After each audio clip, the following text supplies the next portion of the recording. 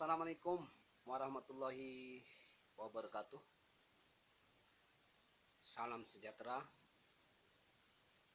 Hong Ulun Basuki Langgeng. Semoga saya tidak salah nyebut. Sebutan Hong Ulun Basuki Langgeng ini dipergunakan oleh masyarakat Tengger sebagai salam ya. Perkenalkan, nama saya di Probolinggo itu disebut Eko Ar-Rahman. Sebagai peneliti juga penulis sejarah Probolinggo. Dalam menulis sejarah Probolinggo saya menggunakan sumber referensi yang mana kita semua kenal dan tahu dengan yang namanya Kitab Negara Kertagama. Kitab Negara Kertagama menerangkan tentang Probolinggo pada pupuh 31 sampai pupuh 35. Kemudian dari Kitab Negara Kertagama, setelah saya teliti posisi-posisi desa yang disebut juga bukti sejarah, kemudian saya dituntun pada Kitab Okeman.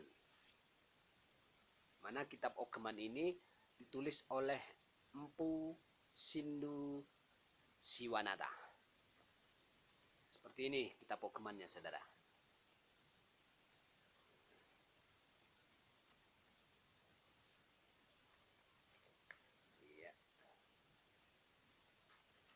Mana Kitab Okeman ini menggunakan aksara Kawi kuno. Ada satu orang ya menyebut aksara ini, aksara yang digunakan oleh Kitab Okeman ini adalah aksara Bali. Padahal aksara Bali juga aksara Kawi dan aksara Jawi itu beda. Sangat beda. Dalam Kitab Okeman dicatat atau ditulis tentang Majapahit wilayah timur yang banyak sekali terdapat puncak-puncak gunung atau pegunungan ya. Kalau sekarang bahasa kerennya kita sebut pegunungan. Yang kita kenal saat ini sebagai Pegunungan Argopuro, Gunung Ijen, juga Gunung Raung. Kemudian dicatat pula letusan gunung pertama kali terjadi di wilayah timur Kerajaan Majapahit, yaitu terjadi pada tahun 1124 Saka. Kalau di tahun Masehi tinggal tambah 78. 1124 tambah 78, kalau tidak salah sama dengan 1202 ya. Kalau tidak salah loh ya. Kalau salah monggo dihitung sendiri. Karena maklum nilai matematika saya dulu agak nol ya. Tidak bisa menghitung. Pada tahun tersebut terjadi letusan gunung pertama kali. Setelah saya teliti, ternyata memang ada bukti sejarahnya, yaitu berupa ranu. Yang mana ranu itu jika dilihat dengan ilmu geologi, ranu tersebut terbentuk dari letusan gunung purba. Jadi intinya ranu tersebut adalah kawah purba yang terjadi karena letusan gunung pada zaman dahulu ya.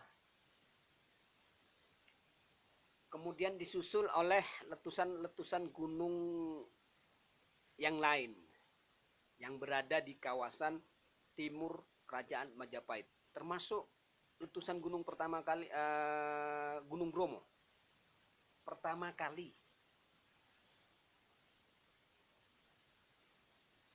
Yang mana di wilayah Probolinggo saat ini ada sekitar 6 ranu ya,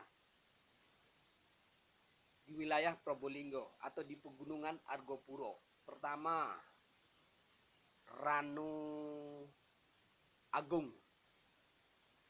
Kedua, Ranu Segaran. Ketiga, Ranu Merah. Keempat, Ranu Tengkorak. Kelima, Ranu Kembar. Keenam, Ranu Betok. Ketujuh, Taman Hidup. Oh maaf ya, ada tujuh. Ada tujuh ranu di wilayah Probolinggo saat ini. Itu sebagai bukti keabsahan tulisan yang berada di kitab Okeman. Jadi bisa kita bilang absah suatu tulisan kuno ketika di dalam tulisan kuno itu ada dan dapat diteliti bukti sejarahnya. Jadi ini khusus untuk Probolinggo ya.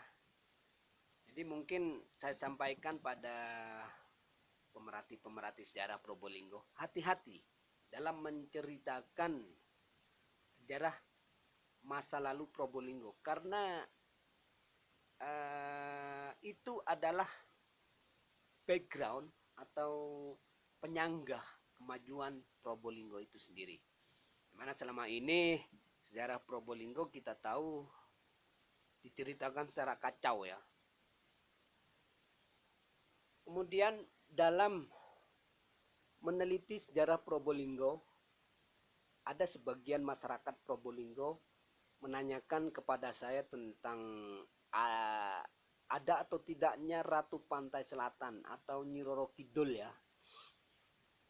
Kita kenal dengan Nyi Roro Kidul, penguasa Laut Selatan. Nah, penelitian saya selama ini terhadap keberadaan Nyi Roro Kidul atau Ratu Pantai Selatan, ini saya tidak menemukan adanya data atau bukti sejarah yang mengatakan bahwa Nyi Roro Kidul itu dulu ada. Ketika saya melakukan penelitian di 2 pantai di selatan, yaitu pantai di Jember juga di Semarang, saya tidak menemukan atau tidak menemukan bukti sejarah atau data sejarah di sana ya. Yang ada hanya penunggu pantai atau bahasa halusnya mbau reksonya pantai selatan itu yang ada, yang hadir.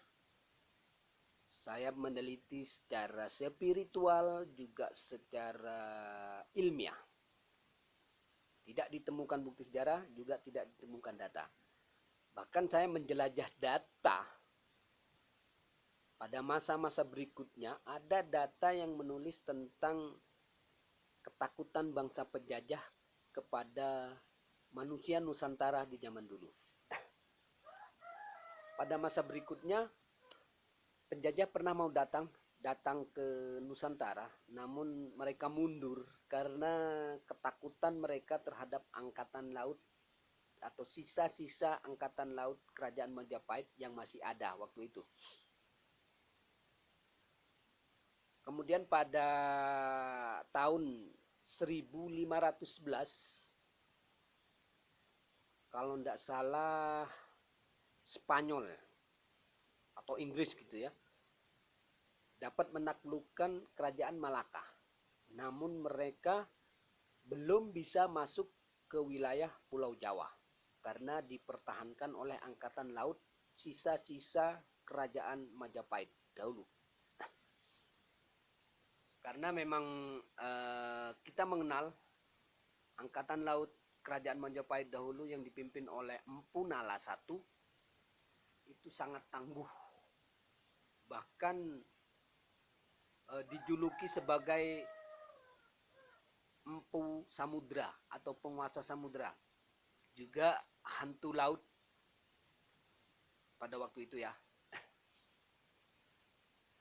Di sini saya mendapatkan satu data yang menerangkan tentang penjajah atau usaha masuknya penjajah pertama kali ke Pulau Jawa, yaitu dengan membunuh karakter keberanian angkatan laut atau generasi berikutnya. Membunuh karakter, bukan membunuh orangnya ya, membunuh karakter angkatan laut atau generasi-generasi yang mungkin bisa menjadi angkatan laut lebih tangguh dari Empu Nala pada saat itu. Jadi disebarkan berita bahwasanya di laut itu ada kerajaan yang bernama Kerajaan Nyi Roro Kidul. Penguasanya ya Nyai Roro Kidul sendiri. Dan itu sangat berbahaya karena Nyi Roro Kidul jika diganggu keberadaannya, mereka akan mati. Jadi maksudnya di sini politiknya penjajah untuk membunuh satu persatu karakter keberanian dari manusia Nusantara dengan mengaburkan sejarah atau membuat isu-isu yang tidak dapat kita prediksi ya apa tujuannya pada waktu itu. Maklum pada waktu itu manusia Nusantara tidak sepintar sekarang. Karena dulu manusia Nusantara itu terkenal dengan semangat yang tidak mau kalah. Yang ada menang atau mati. Nah, pembunuhan karakter yang dilakukan oleh Belanda pada waktu itu atau oleh penjajah pada waktu itu dengan maksud untuk menguasai Nusantara, maka semangat mereka harus dibunuh dulu, bukan orangnya tapi semangatnya, sehingga generasi-generasi Empu Nala atau generasi-generasi angkatan laut berikutnya tidak lagi menghambat bagi laju atau bagi maksud penjajah pada waktu itu. Setelah penjajah menguasai Nusantara, kemudian langkah berikutnya pembunuhan karakter menang atau mati. Menang atau mati. Jadi orang Nusantara dulu itu taunya cuma menang, tidak mau kalah. Yang namanya kalah berarti sudah mati. Itu karakter orang Nusantara zaman dahulu. Termasuk orang Jawa, karakternya memang seperti itu. Jadi penjajah pada waktu itu membunuh karakter kita dengan menyebarkan isu bahwa asalnya laut itu ada penunggunya yang bernama Nyi Roro Kidul. Kemudian sehingga kita tidak lagi sehebat dulu pada masa Majapahit yang mampu menguasai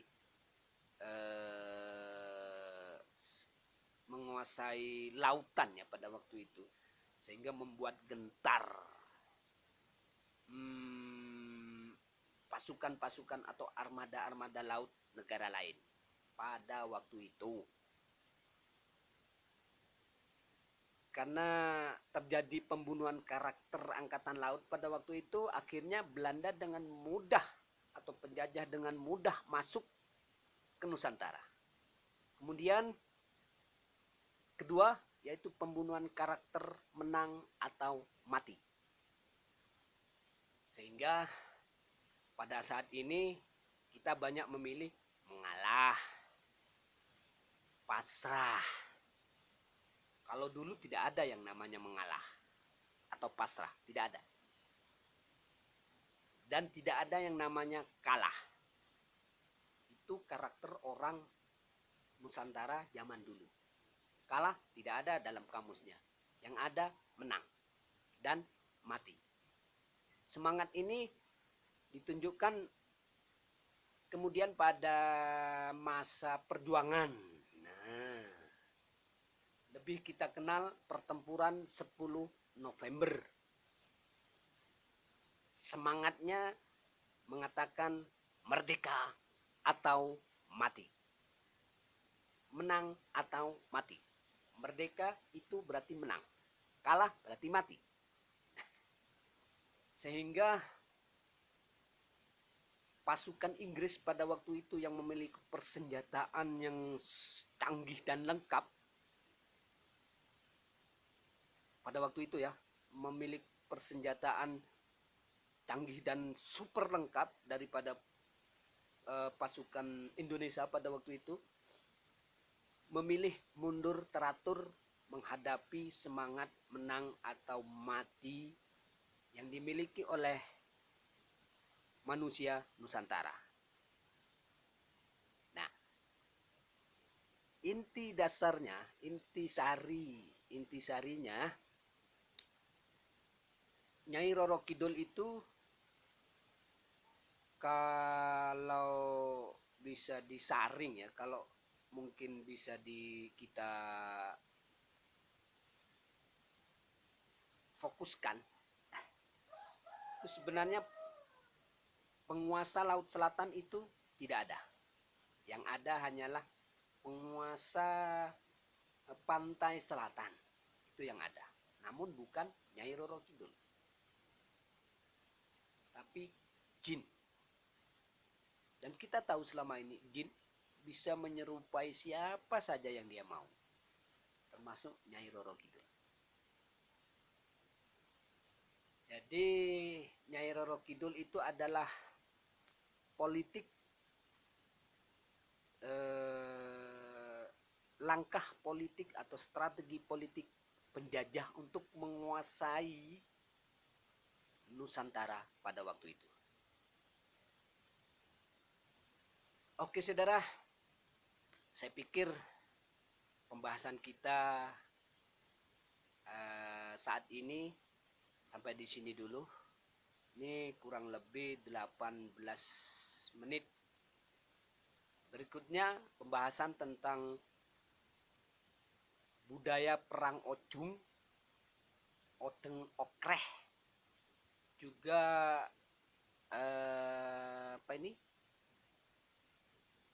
tari Gelipang yang kini menjadi tari khas Probolinggo.